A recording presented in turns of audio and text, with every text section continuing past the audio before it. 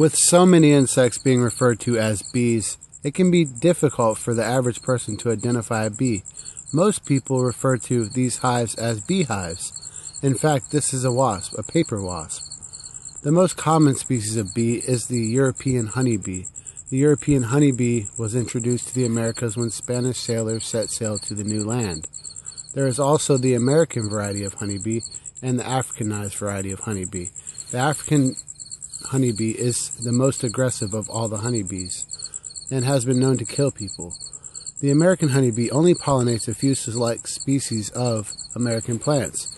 So Europeans didn't realize the actual importance of the European honeybee when they brought over honey with them. It was a blessing in disguise. It pollinated many of the European species of plants and trees, and without it, the Europeans may not have been quite as successful. There are 3 types of bees in a bee colony. The worker bee on the left, the queen, which produces the larvae and the eggs, and the drone. The drone is responsible for protecting the hive. This is a beehive. Commonly mistaken are these guinea wasps. They are smaller in size and more aggressive. They can sting you numerous times and don't lose their stinger like the bees do. A little bigger than that, about the same size of a bee, is the yellow jacket. The yellow jacket resembles a bee, however is a little brighter in color and, like the guinea wasp, can sting repetitively.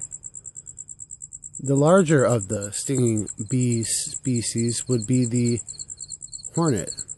As they say, you don't want to kick a hornet's nest. Underneath shelter to shield it from the rain, to protect the larvae.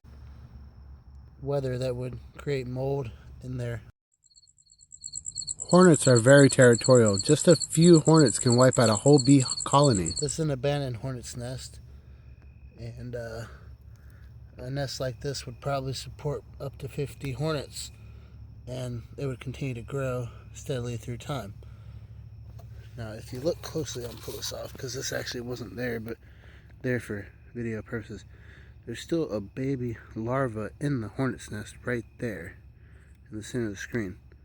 Now, that larvae would mature really quickly once it left the nest, and they are just basically the same thing as wasps. They're like on steroids, though. They're a very, very not good idea to mess with, let's just put it that way. So this is what the nest would look like.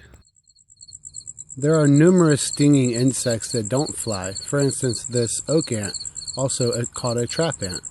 The most volatile is probably this here velvet ant, which is so volatile it is dubbed the cow killer. But many insects have the privilege of resembling a bee and scare away their predators, like this fly, or this beetle that resembles a yellow jacket, or even this polka dotted wasp moth, which is a hard one to say. Just remember, everything that flies or looks like a bee is not a bee, and many insects that don't look like bees sting as well.